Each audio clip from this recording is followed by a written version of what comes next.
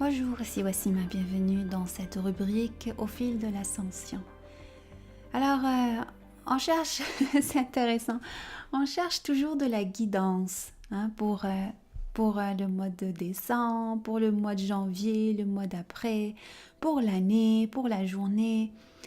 On cherche une guidance, c'est intéressant ce terme, parce que il démontre notre manque de savoir, notre manque de perception vis-à-vis de l'inconnu, vis-à-vis de ce qui est invisible.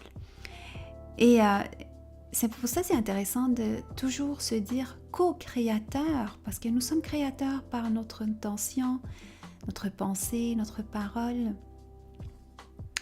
Mais nous sommes en co-création avec l'univers. L'univers est un gros mot, est un mot général. C'est un mot aussi qui parle de ce qui est invisible, ce qui est caché de nous en quelque sorte. Quelque chose de plus grand que notre perception, notre vision de ce monde matériel.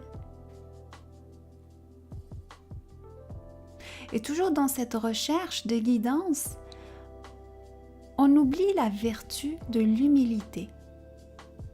La vertu de l'humilité, c'est facile de dire on est humble. L'humilité par l'acte, l'humilité comme une façon d'être. C'est accepter,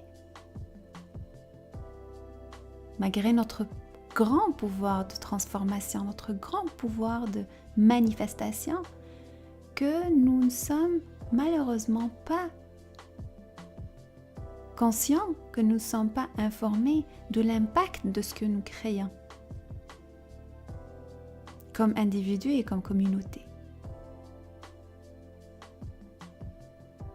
Nous baignons dans une énergie qui est le résultat de ce que nous émettons comme individus et comme collectivité. Et nous ne le voyons pas. Et le plus vous développez vos dons, vous développez vos capacités de clairvoyance, clairaudience, clairsentience, etc., vous commencez à percevoir un tout petit pourcentage de cette énergie qui est autour de nous. Cette énergie qui est le résultat de nos créations inconscientes. Alors, nous avons parlé la dernière fois de l'impact des mots.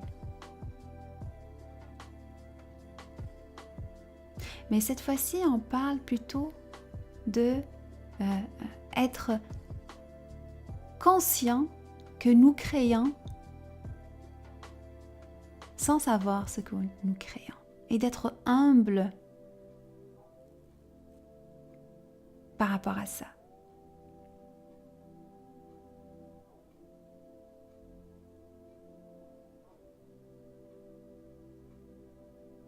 À partir de cette position d'humilité, on peut faire des transformations.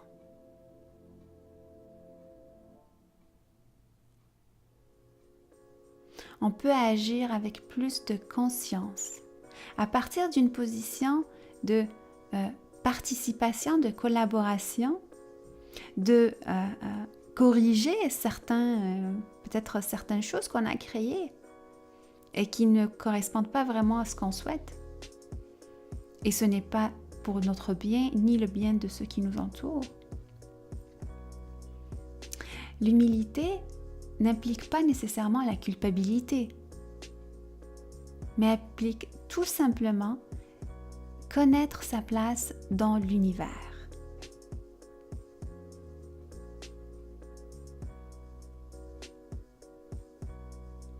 « 17, 8, 9, 4, 1, 0. »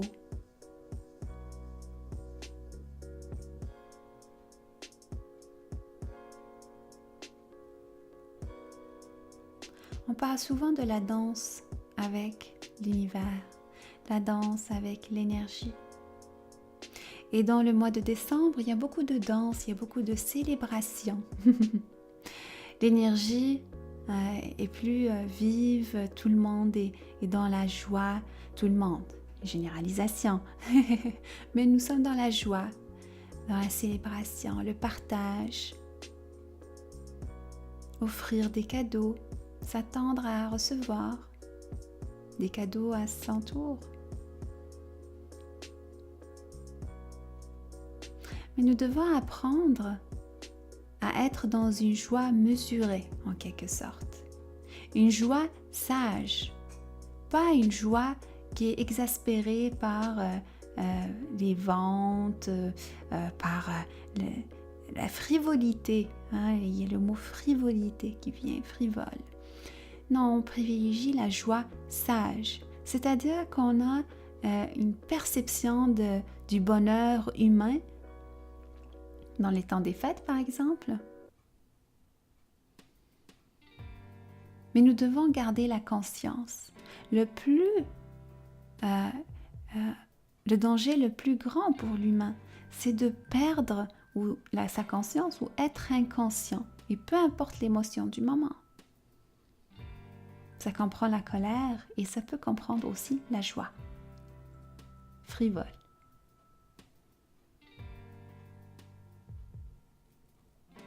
Alors pour le mois de décembre, intéressant de rester toujours conscient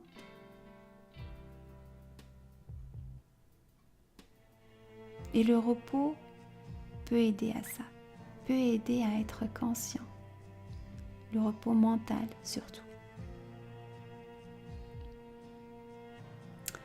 Le repos mental, ça comprend aussi le repos visuel, auditif. Prendre du recul de tout ce qui est ultra stimulant.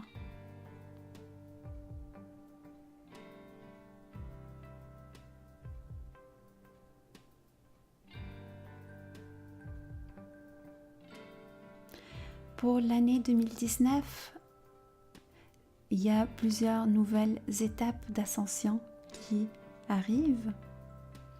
Certaines vont être très fortes, d'autres, on les ressentira même pas. Il est donc nécessaire pour garder le cap d'identifier vos objectifs pour l'année 2019 dans ce mois de décembre. Les objectifs, ce n'est pas des chiffres.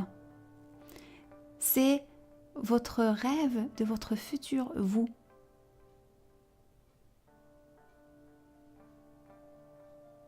Cela comprend un état d'être, un lieu de vivre,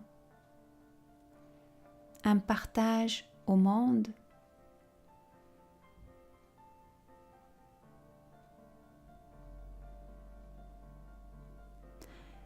donc il est important d'identifier ce que vous rêvez être en 2019.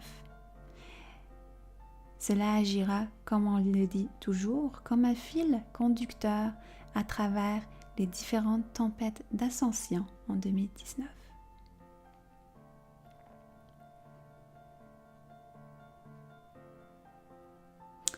Le rêve aura plusieurs autres définitions qu'on reverra peut-être une autre fois.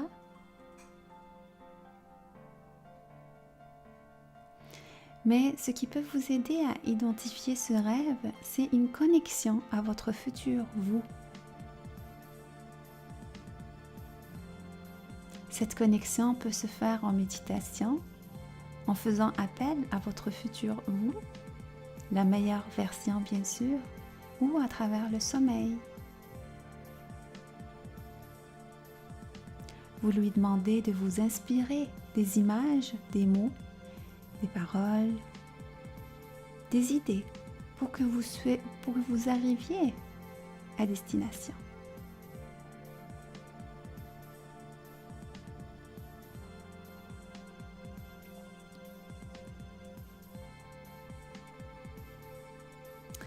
Autre important point à noter pour le temps des fêtes, toujours faire attention à son alimentation,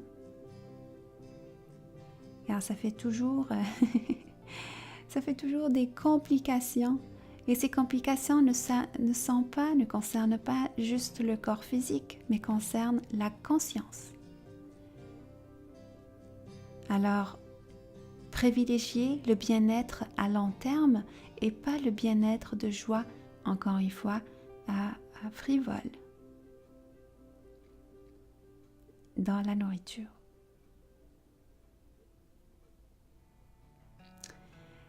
Voilà, ma transmission est terminée pour aujourd'hui. J'espère que vous avez eu des clés pour ce mois de décembre. Je vous vois très bientôt pour d'autres vidéos. Alors nous avons le Tarotant, un grand tournoi en quelque sorte de tarot en collaboration avec plusieurs autres belles âmes sur YouTube. Ce sera pour le 8 décembre. On a d'autres événements aussi, une rencontre vers la fin d'année pour faire justement le bilan et rêver 2019 ensemble.